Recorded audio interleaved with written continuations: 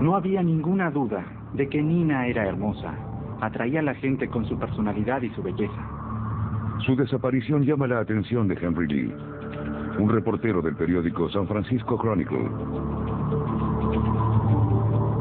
Me tocó cubrir el caso desde el principio. Cuando se dieron las primeras noticias sobre la desaparición de Nina, de inmediato me di cuenta de que había algo que no era normal. Nina, de 31 años, está separada de su esposo de 43, Hans Reiser. El día en que desaparece, se dirige a la casa de su ex esposo a dejar a sus 2 hijos. Nina llevó a sus 2 hijos a un supermercado de Berkeley, y eso quedó grabado por una cámara. Y luego, Nina debía llevar a los niños a la casa de Hans en las colinas de Oakland. Una visita de sábado habitual, como la de cualquier familia con padres separados. Su hijo de 7 años, Rory, dice que ese día se despidió de su mamá. Los veo más tarde. Adiós. Los amo. Rory dijo que vieron a Nina por última vez bajando las escaleras, yéndose de la casa. Rory nunca volverá a ver a su madre. Nina desapareció por completo de la faz de la tierra. Nacida en San Petersburgo, Rusia, Nina Reiser nunca pensó que viviría en los suburbios de Oakland. Se casó durante la gran fiebre del oro del siglo XXI. La tecnología informática, con la que Bill Gates cosechó millones, y también lo hizo el creador del Facebook, Mark Zuckerberg. El esposo de Nina Reiser, Hans, estaba ansioso por formar parte de esta legión de sultanes informáticos. Hans era muy inteligente. En su adolescencia estudió en Berkeley y decidió que la computación sería su carrera. Fundó su propia compañía y desarrolló un sistema de archivos con su propio nombre, Reiser FS. Era evidente que era un hombre brillante, pero también muy excéntrico. Era fanático de la tecnología y tenía condiciones para ganar mucho dinero. En 1999, el negocio de Hans es todo un éxito, pero tiene problemas con el resto de su vida. Sabía mucho de computadoras, pero en lo social no se sentía muy cómodo. No sabía cómo hablar con las personas. ¿Dónde puede un genio de las computadoras encontrar el amor de una hermosa mujer? En el mismo lugar de donde provienen muchos de sus empleados, Rusia.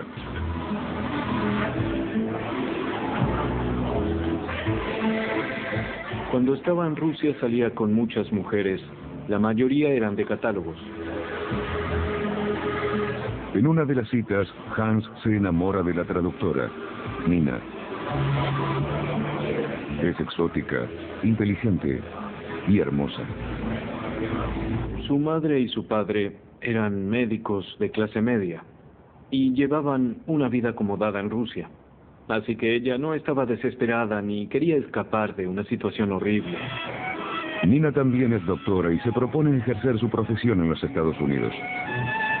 Pero ¿se trata de un amor verdadero o de una gran oportunidad? Es difícil saber qué aspecto de Hans logró atraer a Nina. Él era americano y parecía un hombre bastante exitoso. Hubo muchas personas que creyeron que ella era una cazafortunas y buscaba cómo ingresar a los Estados Unidos. El padre de Hans Reiser tiene otra sospecha muy diferente. Hans cuenta con el apoyo de importantes patrocinadores, entre ellos el Departamento de Defensa. ¿Acaso su nueva esposa tiene intenciones ocultas? Yo quiero el rojo. Él creía que Nina podía estar robándole secretos. ¿Quieres el rojo? En el 2004, Hans y Nina ya tienen 2 niños y un matrimonio al borde del precipicio. ¿Entonces podemos ir a la piscina? Hans no quería que Nina fuera médica. De hecho, quería que se quedara en su hogar, tuviera más niños y se ocupara de las actividades domésticas propias de una ama de casa. Nina se sentía como un pájaro enjaulado que no se puede escapar, controlada por un esposo que le decía qué podía hacer y qué no. Cuando Hans viaja a Rusia por trabajo, se queda por largos periodos, pero se asegura de que su esposa esté bien cuidada.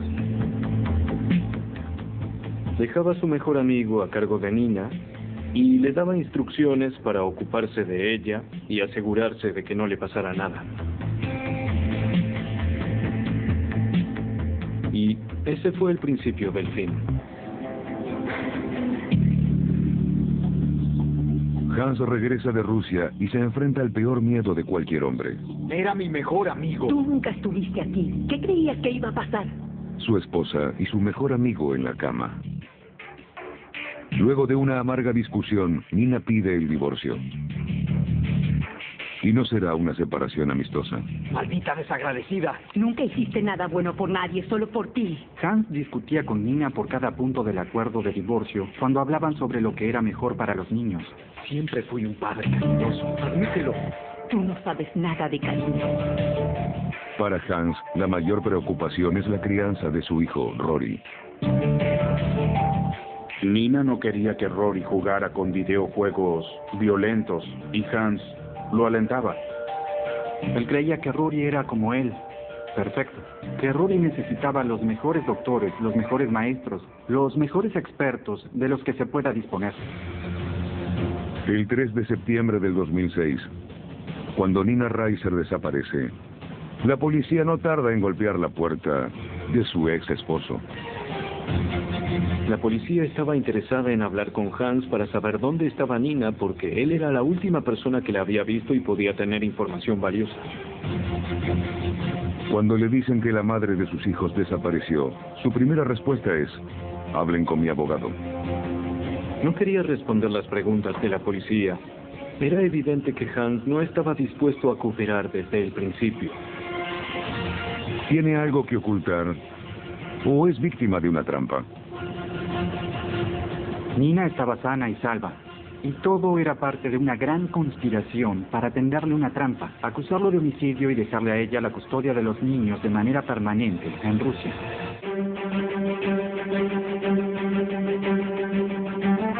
Infidelidad, divorcio, custodia, dinero, celos e ira. Ingredientes perfectos para un asesinato. Nina desapareció por completo de la faz de la tierra. Cuando Nina Reiser desaparece de Oakland en el 2006, la policía teme lo peor. No tenía sentido que se fuera así por nada. Tenía ambiciones, un nuevo empleo. Poco antes había ido a una tienda a comprar alimentos. Su esposo y sus hijos la vieron por última vez el sábado a la tarde del fin de semana del día del trabajo. Adiós, mamá. El último lugar en que se sabe que estuvo fue la casa de Hans, probablemente a las 2:15 o 2:30. 6 días después, su auto aparece abandonado a solo 3 kilómetros de allí. Los alimentos que había comprado estaban en el asiento de atrás del auto pudriéndose. También estaban su bolso, su dinero, su cartera y sus tarjetas de crédito.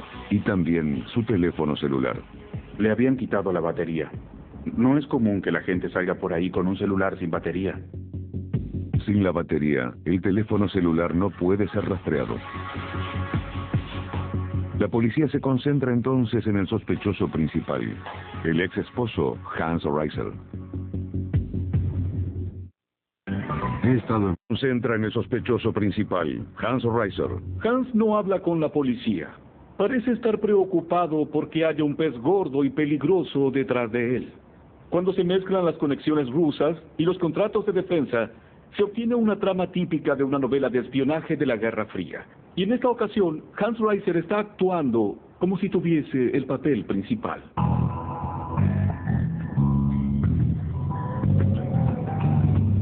Él quería evitar que lo siguieran. Conducía a 15 kilómetros por hora por la autopista y giraba en U cuando no era necesario. Apagaba su celular y salía sin llevarlo encima. Lo hizo durante días. Terminé persiguiendo a Hans Reiser por las calles de Oakland. Trataba de obtener algún comentario de él. Pero en lugar de decir cosas como no hago comentarios o no gracias, él corría a toda velocidad para tratar de alejarse de mí. Muchas cosas de las que hacía eran extrañas, demasiado extrañas. Pero la policía de Oakland no tiene mucho más que eso. Llevar a cabo una investigación así es algo muy difícil. Una de las cosas que se preguntan es dónde está el auto de Reiser. Desde que Nina desapareció, él conduce el de su madre. Pero 2 semanas después del comienzo de la investigación, un auto aparece en una calle de Oakland. El asiento del acompañante no estaba. Las alfombras estaban empapadas, como si le hubieran echado agua con la manguera al interior del auto. Es decir, todo era muy sospechoso. Hans tenía una excusa descabellada para todo. Dijo que le parecía que en el auto había olor por unas manchas viejas de leche de los niños y que decidió llevarlo para limpiarlo y que quitó el asiento porque estaba durmiendo en él y como tenía problemas de columna, quería estar más cómodo. Pero hay algo que Hans no logra explicar. Adentro encontraron 2 libros y ambos eran sobre homicidios. No había un libro sobre cómo encontrar a tu esposa o cómo encontrar a alguien que desapareció. La policía decide examinar su casa en detalle. Investigators say blood found in Hans Reiser's house could belong to Nina Reiser. They found 2 books about murder in his car. Encontraron manchas de sangre a 1 metro de la puerta de entrada. El estudio de ADN probó que era una mezcla de los ADN de Hans y de Nina. Si bien no había ninguna pista concluyente, todas las pruebas apuntaban directamente a él, solo a él. El fiscal de Oakland, Paul Hora, cree tener pruebas suficientes para ir a juicio, a pesar de no tener el cuerpo, el arma ni testigos. Estaba convencido de que Hans era el asesino. El desafío era poder convencer a alguien más de que era así. Después de que arrestan a Hans Reiser, envían a los niños a vivir con sus abuelos en Rusia. Durante el juicio, él dice que eso también es parte del plan maestro de Nina. En el estrado sugirió que Nina estaba sana y salva y que quería tenderle una trampa para que pensaran que él la asesinó. Dice que Nina regresó a San Petersburgo con su pasaporte americano y se quedó con sus hijos. Un crimen perfecto. Cuando empezó el juicio, Nina no estaba y sus hijos tampoco. Y me hablaban de la posibilidad de que ella estuviera en Rusia con sus hijos y su familia y que todos estuvieran bien. Pero el fiscal presenta una prueba comprometedora. Escuchas telefónicas. Hans llamó por teléfono a su madre 2 semanas después de que Nina desapareciera. Habló muy mal de ella y trató de convencer a su madre de lo mala que era. He didn't just abuse me. He looked for every possible way he could destroy me. Y le dije al jurado que él mismo dijo por qué la había matado. Eso es lo que estaba haciendo en esa llamada. Estaba intentando convencer a su madre de que estaba bien haber matado a Nina. Y entonces, un testigo sorpresa regresa desde Rusia. El hijo de Hans, Rory. Y lo que le muestra a la corte sorprende a todos. Un dibujo que hizo poco después de que su madre desapareciera. En él aparece su padre llevando una enorme bolsa al sótano. ¿Acaso fue así la última vez que vio a su madre? Hans Reiser está contra las cuerdas.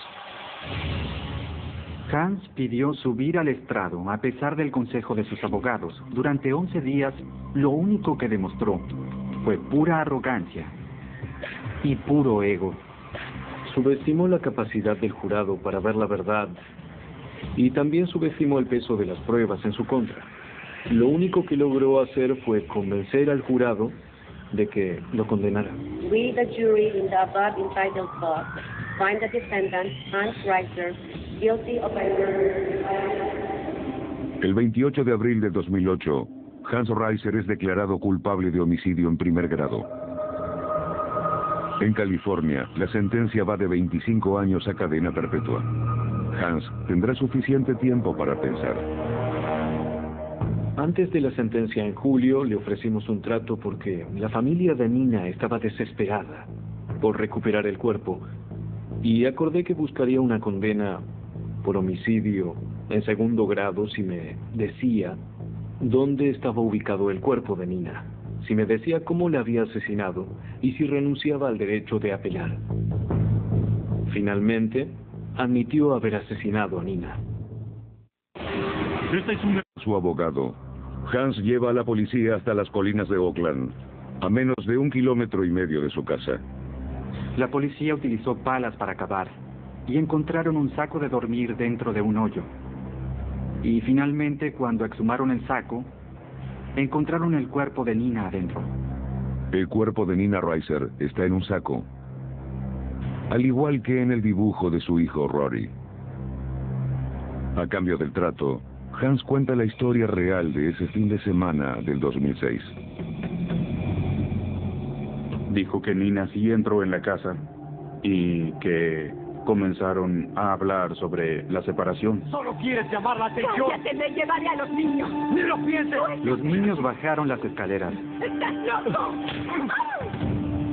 y Hans y Nina tuvieron una última y amarga discusión. Nina debió mirarlo de cierta manera o sonrió de un modo que a Hans no le gustó. La golpeó y luego la asfixió hasta matarla allí mismo.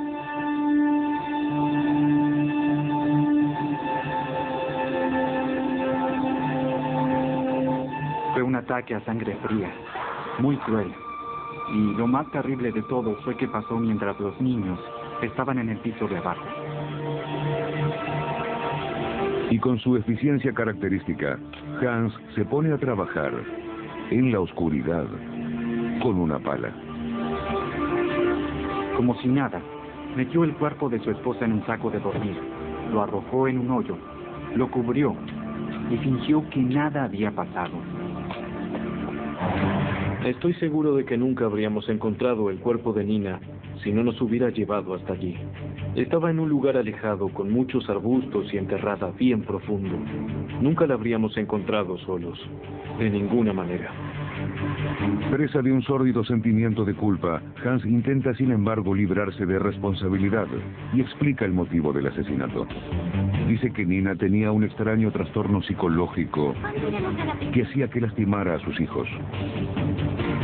En definitiva, Hans justificó la muerte de Nina diciendo que creía que estaba matando a una mujer que ponía en peligro a sus hijos. Pero no hay pruebas que respalden su versión. Hans se quedará tras las rejas al menos por 15 años, o de por vida, porque a menos que pida clemencia y demuestre arrepentimiento, no saldrá en libertad. Y mientras Reiser languidece en la prisión de Pleasant Valley, la familia de Nina logra finalmente reunirse con ella. Nina ya no está enterrada en un hoyo en las colinas de Oakland. Ahora está en Rusia. Sus restos están en Rusia. Y sus hijos también. Hans mató a su esposa, una madre excelente, una hija cariñosa, médica y además una mujer encantadora. La mayor tragedia del caso es que los 2 niños quedaron huérfanos. Nunca volverán a ver a ninguno de sus padres.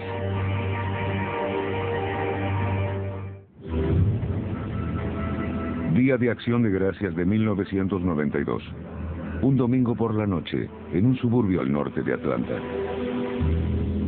Corrieron tomados de la mano a través del campo, aproximadamente unos 100 metros, hasta una casa que tenía las luces encendidas. Ellos llegaron y tocaron el timbre.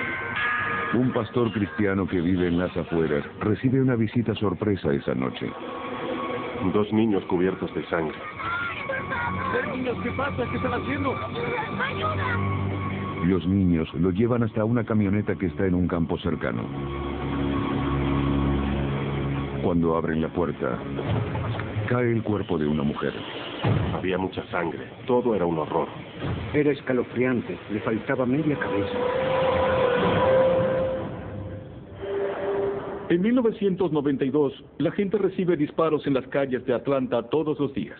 Es la ciudad más peligrosa de los Estados Unidos por la epidemia de crack que destroza a la nación. Pero esta víctima es diferente. Ella es Sarah Tokars y es la esposa del reconocido abogado Fred Tokars. Una hermosa madre de 2 niños.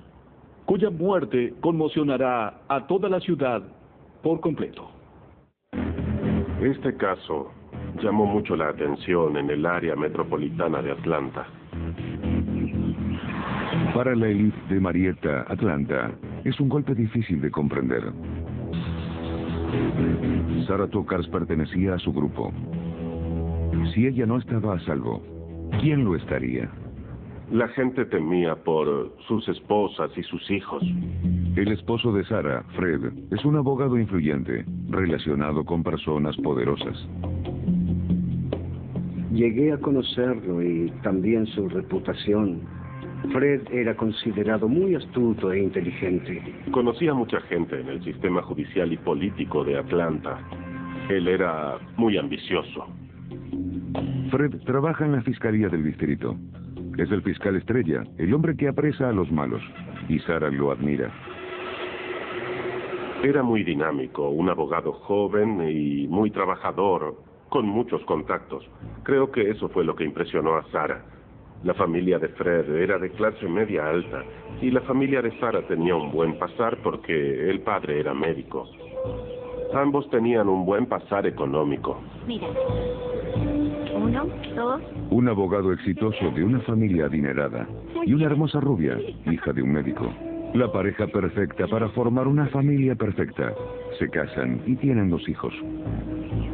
Fred y Sarah eran una familia ideal. La típica familia que uno espera ver en los suburbios de Atlanta, en el condado de Cobb. En esta clase de familias no suele haber asesinatos. Y había algo que no estaba bien. A horas del asesinato, y asignan el caso al fiscal Tom Sharon.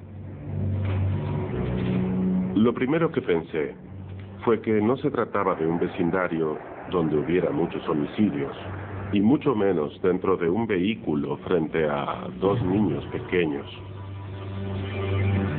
En la escena del crimen, la policía encuentra pocas pruebas. Pero hay 2 testigos oculares. Tienen 4 y 6 años. Pudimos obtener mucha información de Ricky, que mostró un aplomo increíble teniendo en cuenta lo que había presenciado. Logró darnos información detallada sentado allí en la ambulancia, cubierto literalmente con la sangre de su madre. Ricky Tokars, de 6 años, le cuenta a la policía la horrenda historia de la noche en la que su vida cambió para siempre. Acaba de llegar a casa con su madre después de pasar el Día de Acción de Gracias en Florida. ¡Vuelvan al auto! ¡Por favor, no les hagan! Sarah y Ricky fueron recibidos, según el testimonio de Ricky, por un hombre negro con un gorro de esquí, ropa oscura y, según él, una pistola de pirata. Su versión le da a la policía la primera pista.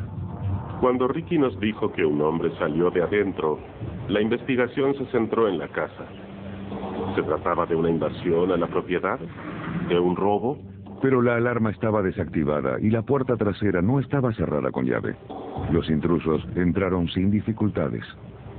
Cuando los detectives revisaron la casa en detalle, no notaron que faltara algo. La muerte de Sarah Tokars ya no parece un robo que terminó mal, sino una ejecución planeada.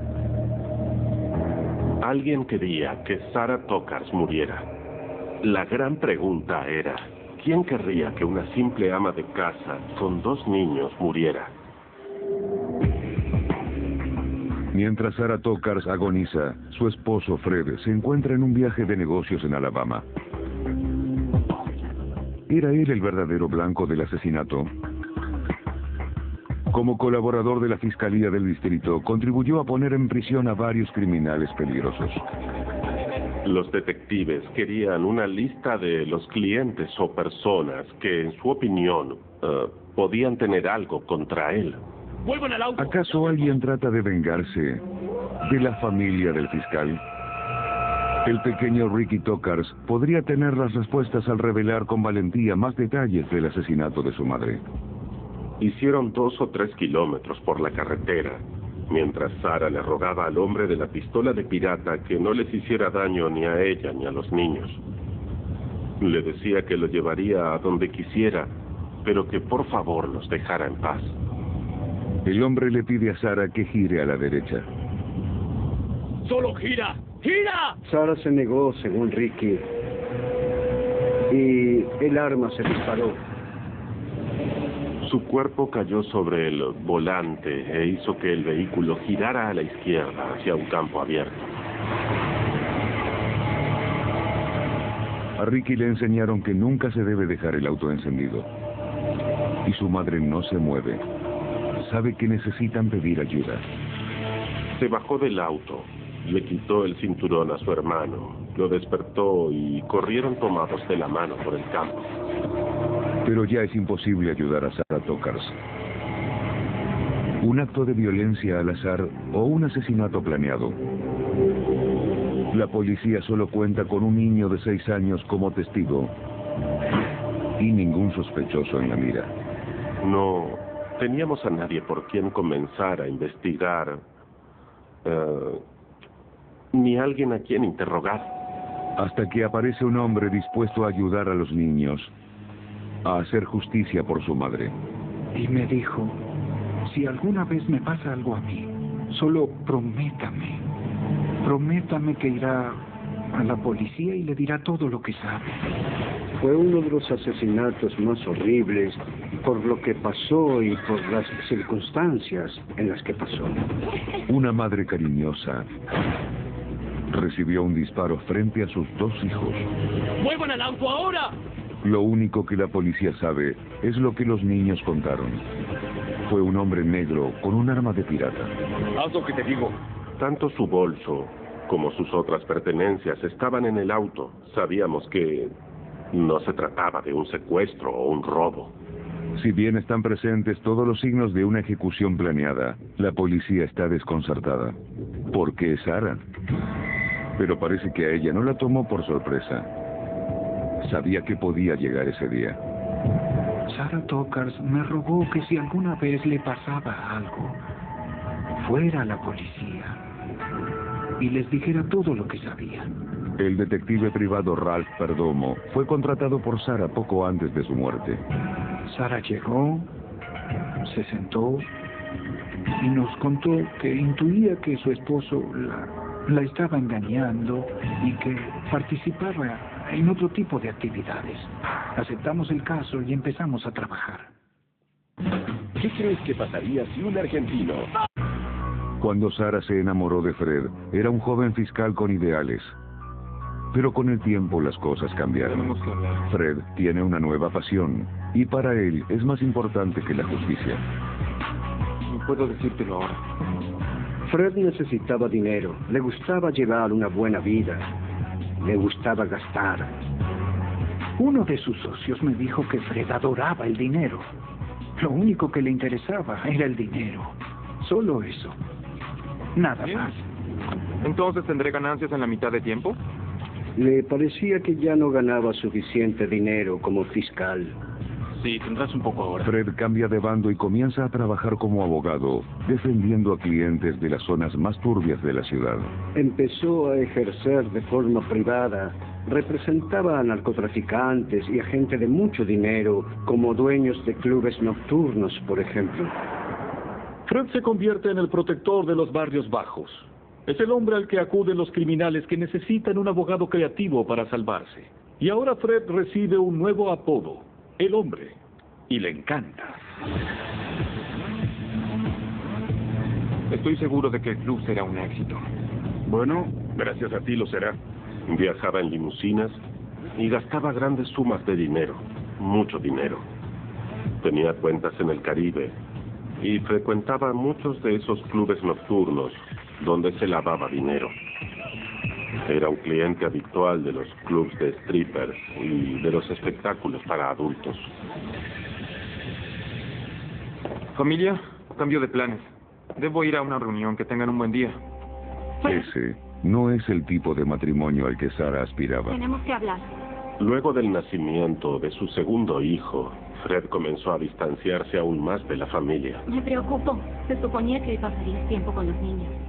A la noche nunca volvía a su casa para cenar y en los fines de semana siempre parecía tener otros negocios. Hoy no puedo. Era evidente que a Fred no le interesaba seguir casado con Sarah ni vivir con sus 2 hijos. Sarah sospecha de que su esposo le es infiel y el detective privado lo confirma. Él se relacionaba con gente con la que no le convenía y ella descubrió que Fred la engañaba. Se lo confirmó el investigador privado que contrató. Prostitutas y limusinas. Strippers. La peor pesadilla de cualquier esposa. Esto hizo que Sarah pensara en pedirle el divorcio a Fred. Pero Sarah está paralizada por el miedo. En verdad, ella creía que Fred tenía contactos suficientes para quitarle a los niños y dejarla sin un centavo. Es por eso que no hizo nada al respecto. Sarah necesita mucho apoyo para desafiar a un hombre en la posición de Fred. Fred tiene muchos secretos. Muchos de ellos están ocultos en su caja fuerte. Pero Sarah conoce la combinación. Ella encontró distintos documentos que sugerían que él tenía cuentas fuera del país, en el Caribe y en las Islas Caicos. Una prueba directa del lavado de grandes sumas de dinero. Le dije que hiciera 2 copias, que le diera una a su abogado y otra a un buen amigo, y que guardara todo antes de que Fred volviera. Ahora, Sarah tiene información suficiente para desafiar a Fred y convencerlo de que le dé el divorcio y la custodia de los niños. Estaba reunido con clientes. Sarah enfrenta a su esposo. Quiero el divorcio. En esa situación estaba en noviembre de 1992, cuando fue asesinada. Le había dicho a Fred que quería divorciarse y que tenía información contra él. Ten mucho cuidado con lo que haces, Sarah. Las revelaciones del detective privado convierten a Fred en el sospechoso principal del caso. Pero Fred se hallaba en otro estado la noche del asesinato. La policía necesita encontrar quién hizo el disparo. Y una mujer de Atlanta tiene la respuesta. ¿Cuál es la emergencia? Quiero denunciar un crimen. Tuesday Rower contó que lo ayudó a quitar la sangre de su calzado. En un suburbio al norte de Atlanta, Georgia, los ricos están consternados por un asesinato. El de una atractiva madre de 2 niños, Sarah Tokars. Había cámaras fuera del departamento de policía y todos los días se daban conferencias de prensa. Ofrecen una recompensa de $25,000 a cambio de información sobre el asesino. Y en la zona más pobre de la ciudad, Tuesday Rower sabe quién es el asesino. Quiero denunciar un crimen. Se trataba de su hermano Curtis, adicto al crack. Descubrimos dónde vivía gracias a la ayuda del Departamento de Policía de Atlanta. Fuimos hasta esa zona y lo arrestamos. He estado en muchos lugares. Descubren que Curtis ha estado alardeando por el vecindario sobre el diabólico trabajo que ha ejecutado. Cuando la policía golpea a su puerta, se esconde debajo de su cama, desesperado por salvarse. Él sabe por qué están allí y está aterrorizado. Cualquier hombre negro que asesina a una mujer blanca adinerada en Georgia está en graves problemas. Curtis Rower, el hombre que disparó, confesó enseguida que había sido él el que la había secuestrado y el que sostenía el arma que la mató. Solo unos niños. Pero dice que el arma se disparó por accidente, debido a los saltos del auto. Bien, la siguiente pregunta que le hicimos fue por qué había ido allí si no quería matar a nadie. Y fue entonces que nos dio la información de que había sido contratado para dispararle a la mujer y que por hacer eso iba a recibir $5,000. ¡Cállate! ¡Eso no me interesa! Pensar que por $5,000 alguien pueda aceptar asesinar a una mujer delante de sus hijos es atroz. Pero la verdad es que lo habría hecho por $500 para comprarse droga. Curtis no es un asesino a sueldo, sino un adicto que haría lo que fuera por dinero. Y ahora lo espera la pena de muerte. Curtis no tarda en confesar quién le pagó por el trabajo. Un hombre llamado Eddie Lawrence. Tenía unos 26 o 27 años entonces, y era un muchacho elegante. Sí, ese es. Hablaba muy bien.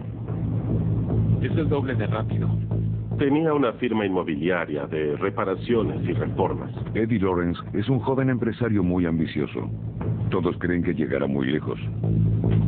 Muy poco tiempo después, la policía arrestó a Eddie Lawrence. Bueno, gracias a ti lo será. Eddie tiene importantes conexiones en la ciudad. Su socio en la empresa constructora es Fred Tokars. La hermana de Curtis Rower, Tuesday, es la secretaria de Eddie. Ahora los investigadores tienen un vínculo directo entre Fred y el hombre que asesinó a su esposa. Fred está de visita en la casa de Sarah cuando recibe una llamada. Fred atendió el teléfono. El capitán le dijo a Fred que tenía buenas noticias.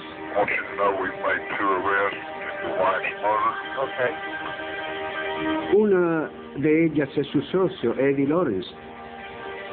Hubo un silencio en la línea hasta que Fred dijo... Al día siguiente, la familia de Sarah no logra ubicar a Fred y corren a buscarlo a su habitación de hotel. Hicieron que el gerente del hotel abriera la puerta y encontraron a Fred inconsciente en la cama. Junto a él había una nota de suicidio que básicamente decía que la prensa lo había atormentado, que nadie le creía y que por eso se quitaba la vida. Fred tomó muchas pastillas, pero no está muerto. El padre de Sarah, que es médico, le salva la vida. Cuando me dijeron por teléfono que Fred Tokars estaba en el hospital porque había intentado suicidarse luego de que Eddie Lawrence y Curtis Rower fueran arrestados, supe que era a quien buscábamos. Pero Fred Tokars no dice lo mismo. I emphatically deny any involvement in my wife's murder. Ofrece una conferencia de prensa después de su sobredosis para llorar por su esposa. The murder of my wife Sarah was the most tragic event that has ever occurred to me in my entire life. Y llorar por sí mismo.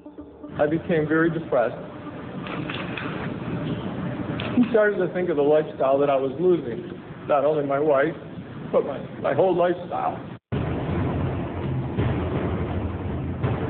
8 meses después, Eddie Lawrence decide hablar.